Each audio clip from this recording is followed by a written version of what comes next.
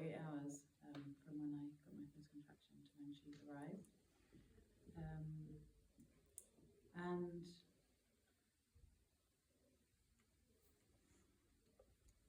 I feel like it's great to like hear the details, and I am gonna like go into the details, but like having had time to reflect now, I feel like for me, what has been the nicest thing to kind of like take away is like the empowerment of the whole experience. You know, there were moments of it that I didn't feel like super strong, and I was glad that I had a partner that was like really engaged with the process, you know, from pregnancy and, you know, all the way through.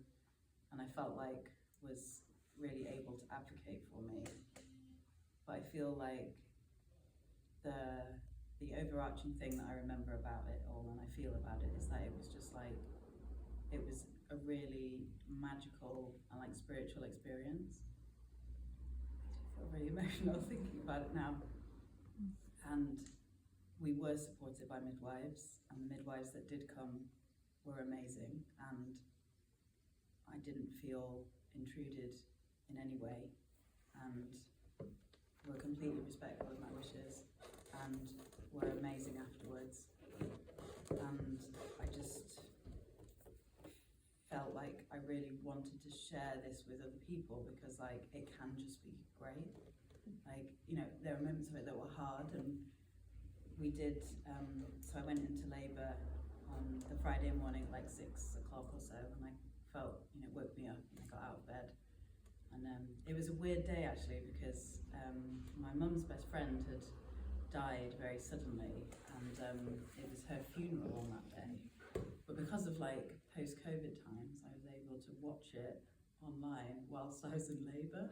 It was really weird, sitting on the sofa having contractions, watching a funeral. It was, with all of like my relatives there on the screen. It was so weird, but also just really, no, it's funny, isn't it? Yeah, it's really, yeah, it's a really bizarre experience. Yeah, and the contractions like started to ramp up by the afternoon, and we had, so it was really nice actually, like we had some friends over. It was a nice sunny day, and my neighbour, who I was friends with already, was amazing, and she was like cooking us all food, and we were all sitting in the lounge, and like you were playing music with our friend, and she became like, she ended up staying for the whole birth in the end, my neighbour, being our sort of inadvertent doula. But she was like, she turned into sort of like I didn't really know what, like the sort of matron, didn't she? And she was like trying to keep the boys in check and make sure that I was okay. Yeah, because it was getting pretty loud on the old music front. No, but it was lovely. One thing, sang a song. Yeah. You're excited? Yeah, you're excited. But it was really beautiful, because we were all like, it was fun. It was like a community experience in the end. It was fun. We were being. Yeah, the dog was there. We were like. Yeah. It wasn't like, oh my god, it's happening. It was just No. kind of like, hey, it's happening. Yeah, We were like it's singing happening. songs, and Jews cooking food, and Yeah. kind of like, yeah, it was kind of funerals. And Yeah. It was like a party day, wasn't it? Yeah.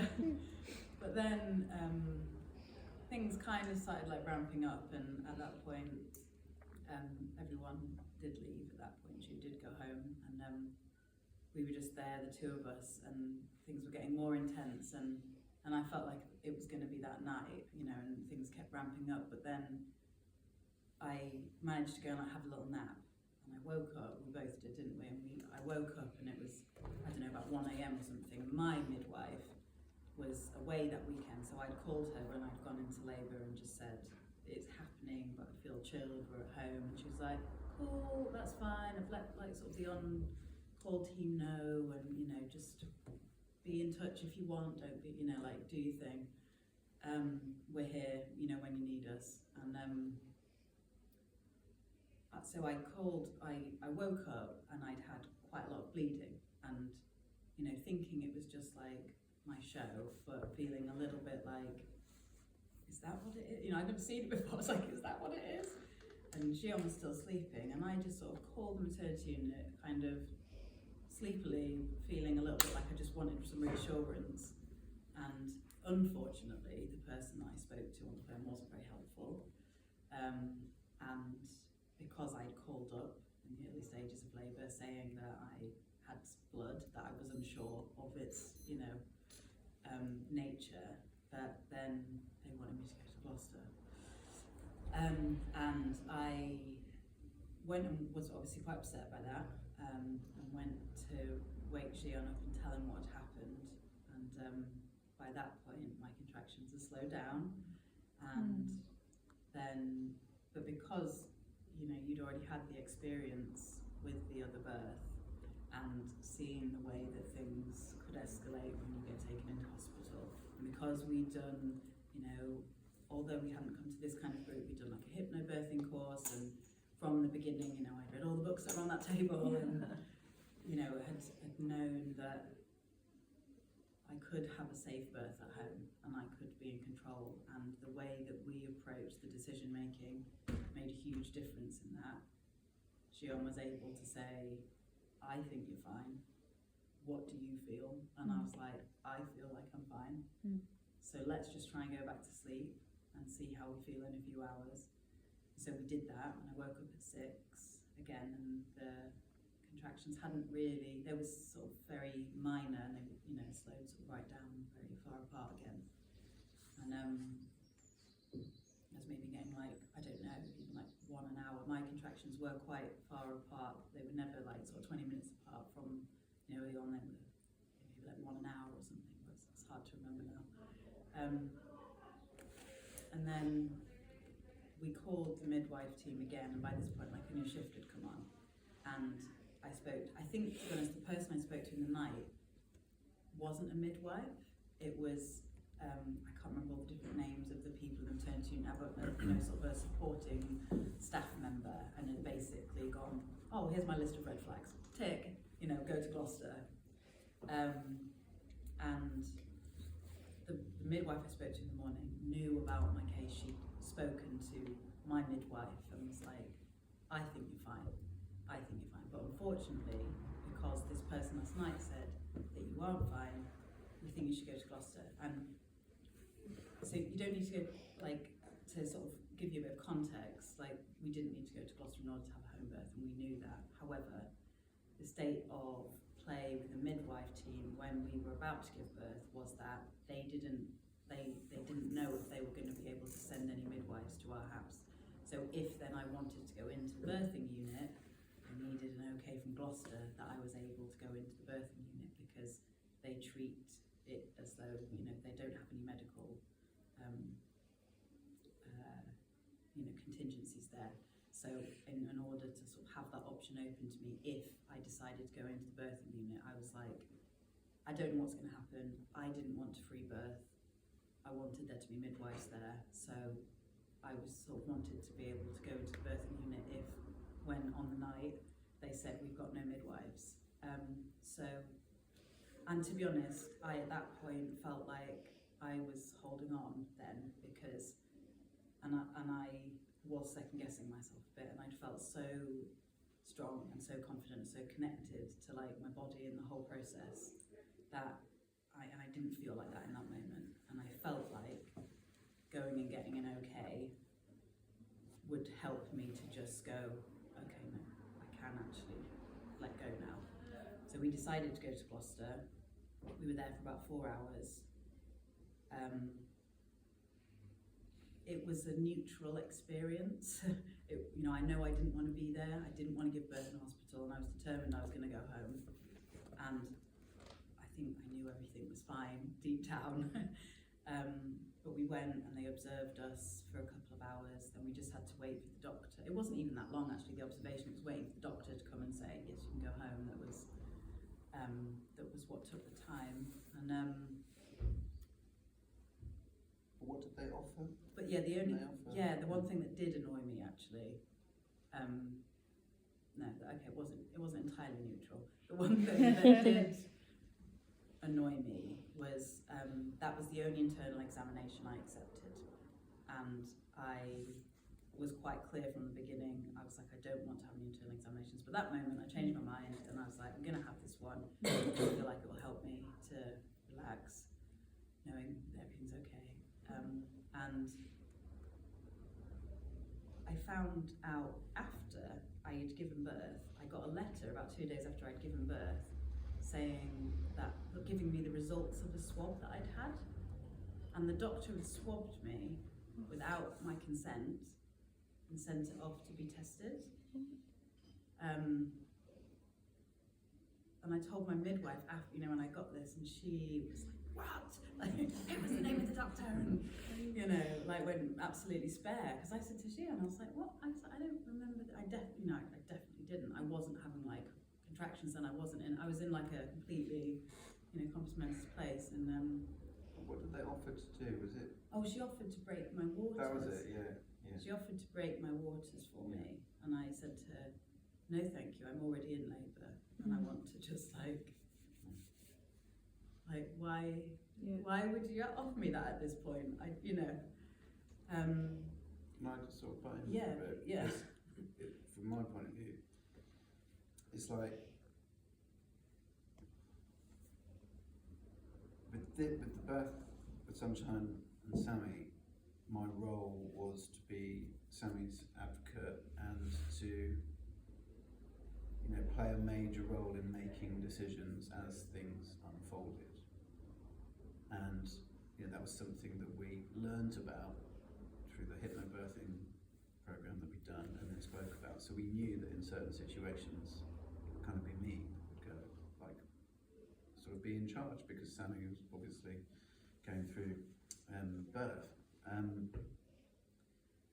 So when she'd called, that was a kind of tactical error, if you like. Sammy, waking up, going, oh, I better just call and have a bit of reassurance. But what happens is it goes, you go into the system and they go red flag, and then it's like you've got to go to Gloucester, and then they're like doing this and that, and then let's break your waters, and before you know it, there's bright lights, everyone's breaking your waters, and it's kind of that typical story of like, now not in my body, and it's all just kind of medicalised, and I've lost that little cave that I started to make to have my birth in. So it's like,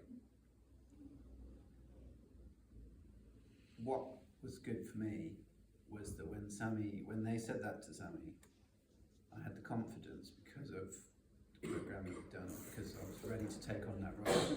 I had the confidence to say, no, we're not going to Gloucester at 1 o'clock in the morning with loads of bright lights to freak you out. We're going to go back to sleep, and then tactically go in there in the morning, get it out of the way, so that if we need to go into the birthing centre, that's all ticked off. We're only doing that tactically because what we want to do is just get back home and everyone can F off, so we can get back on with having a baby.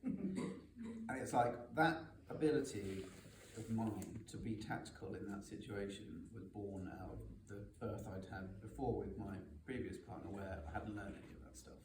And it very quickly went into hospital, and it was all bright lights and 14 people in the room and no one talking to me in cesarean. It was quite traumatic to have gone through all of that, because I just had no preparation. But because of that meant that I was no way going to let that happen the second time round. And then so we learned stuff. So I guess my point of all this is, the partner can play a major role in just steering things.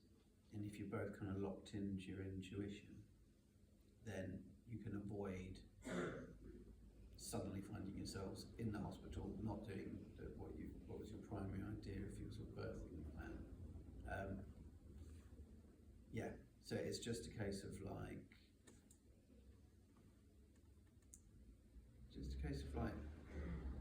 it's intuition really, isn't it?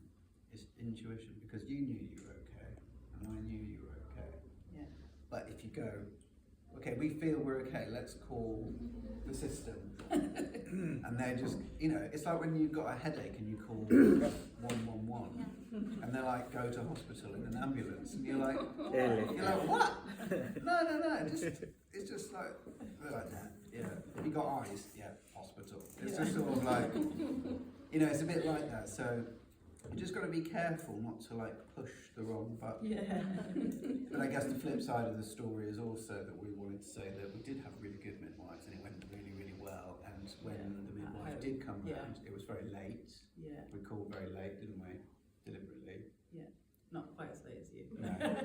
But like, and she was really chilled, she was very professional, really knew what she was doing, didn't talk loads, wasn't being intrusive, just kept an eye on things, really subtle, and just let Sammy get on with it in her own way, and we managed to keep that little cage.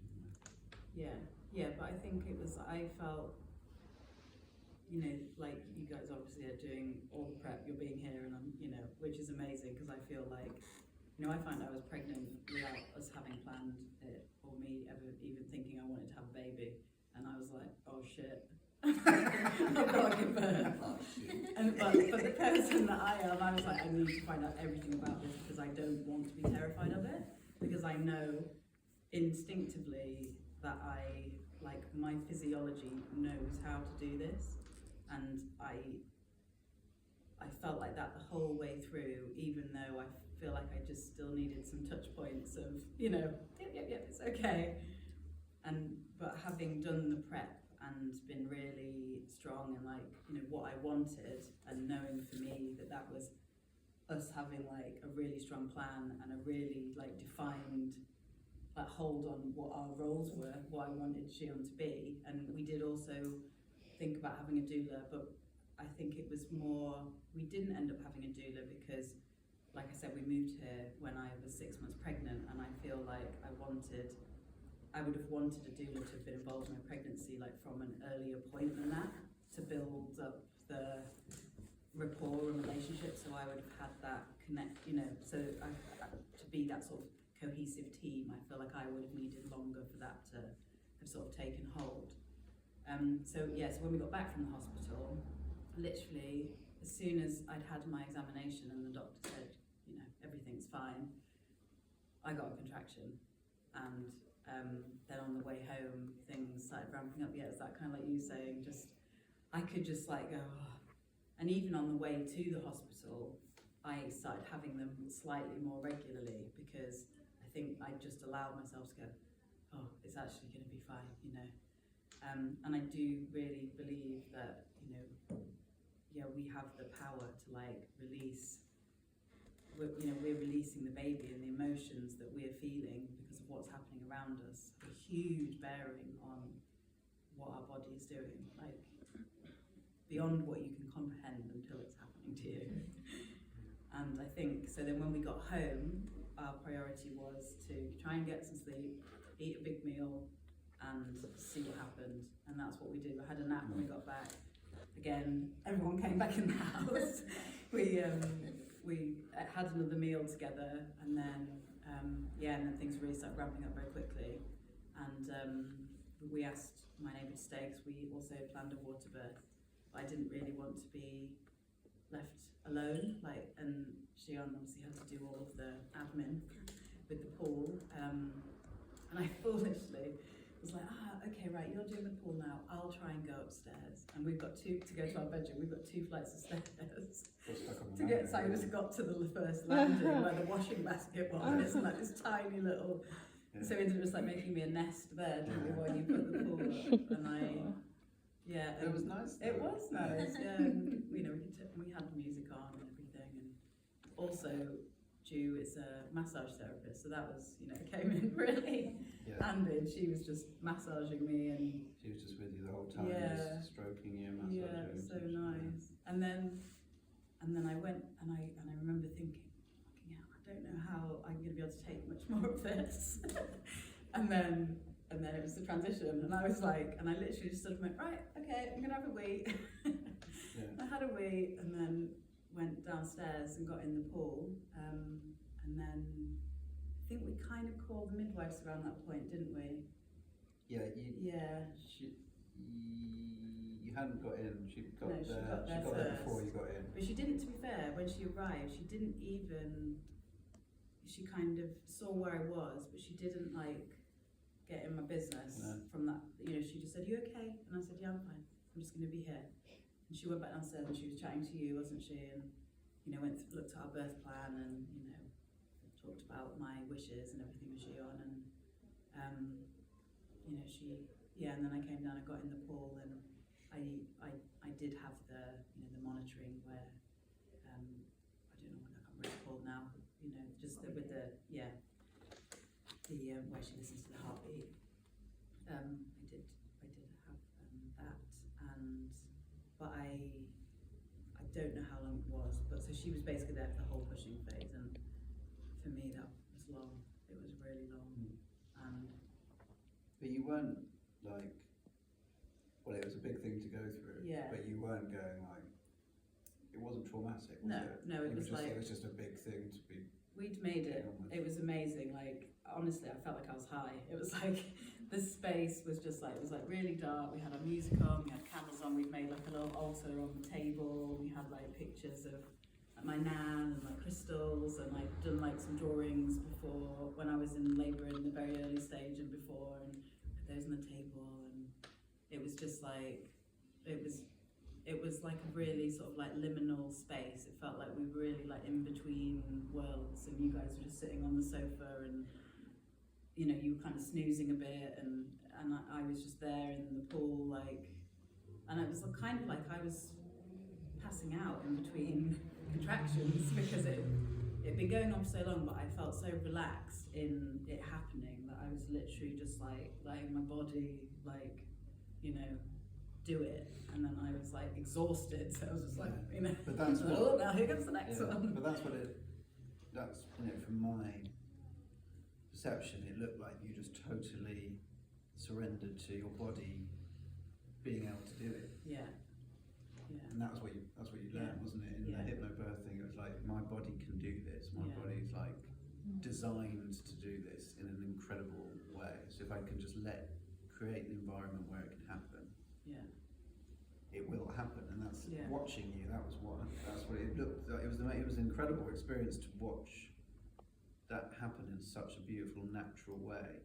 And you looked totally, I mean, you had 2 paracetamol the whole time. Yeah, I did. Like, in the beginning, like the very beginning, my midwife said, she's like, if you want to take any paracetamol, now's the time, because in a few hours it's probably not going to really do for anyone.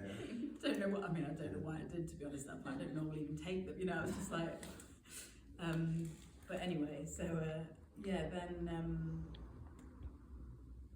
then I've been pushing for a really long time, and I think, now looking back, what I think the midwife did was get me to move. She asked me to go to the toilet. She hadn't been for a wee in a really long time. She said, just go and, can you try and go to the toilet? And I think she was probably getting me to try and move to see if it would. Been in the pool a bit longer. Yeah. And I just was crouching. I was just crouching like in the pool, like a little frog. And I went, and I mean, it was a big effort to like go upstairs to the toilet, and the contractions when I was on the toilet were just so painful, because I think I'd been, like you said, that feeling of getting in the water, it is just like, it was like so, then when you get out, and it was freezing, and I was to go upstairs, and because I still had like my bra on, so I took my wet bra off, and I was just like naked and cold. Anyway, so they helped me to the toilet. I went to the toilet, and then I think that really did help to, just get up and down the stairs, because then it happened quite quickly when I got back in. Went downstairs, got back in the pool,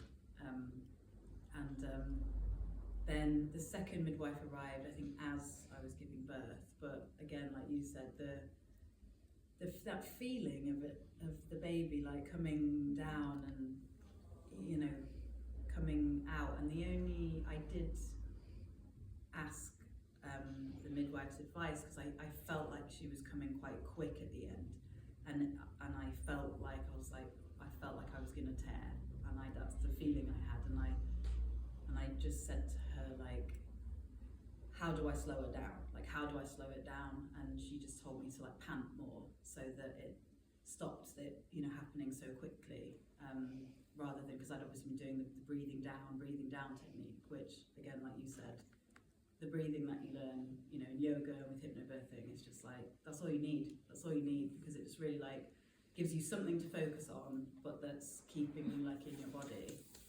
And so that's what I did at the end. I just panted.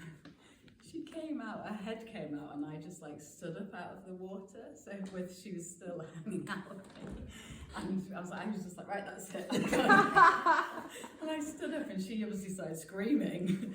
And the midwife was like, don't sit back down, because she'd obviously started breathing by that point. So I didn't, want to dunk her. So then I pushed, one more contraction, and the rest of her came out. And yeah, it's just like the most amazing. It's the most amazing feeling, and I was so tired and so relieved, and I couldn't even pick her up. Like, midwife passed her under my legs, and I was like, "You've got to help me." And I sat with her in the water for a while, and she latched badly straight away. And then I don't know how long we were there for, but then I think but I just got cold. I got out and I tried to sit on the sofa, and I was like, oh God, and the placenta just sort of was already coming out. I didn't even have to think about it. And I know when I was pregnant, I was thinking about the placenta so much. What they got to give me a shot, and then it wasn't even a thing. Yeah, just like, oh, here it comes. Yeah, I literally tried to sit down, and I was like, oh, why can't I sit down? It's like something weird's happening down there. And then I just stood up, and it just plopped out on the floor. And then we just lay down on the sofa, and I didn't need any stitches. I just had a little graze, and then I think they were there for just reflecting on questions that were asked earlier. It's hard to know what happens in the time perspective after, or even when it's happening, but it was 6 o'clock-ish, I think it was 10 to 6 that she was born, and then I lay on the sofa for a while, and at some point she was weighed, but she was with me the whole time, and we were just, there on the sofa, had skin to skin. I think you had skin to skin with her whilst they were just checking me over to make sure I didn't need any stitches or anything like that, and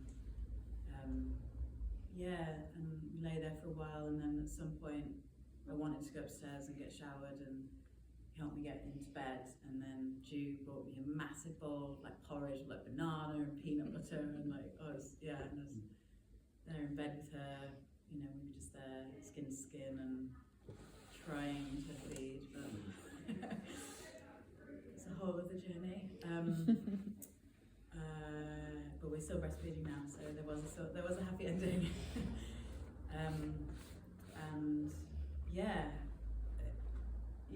But I just, it was just, despite the ups and downs of it, I'm so grateful that we did the prep and spent some time. The book that I read, actually, the last book I read was the Rachel Reed one, the Reclaiming Birth or whatever it's called.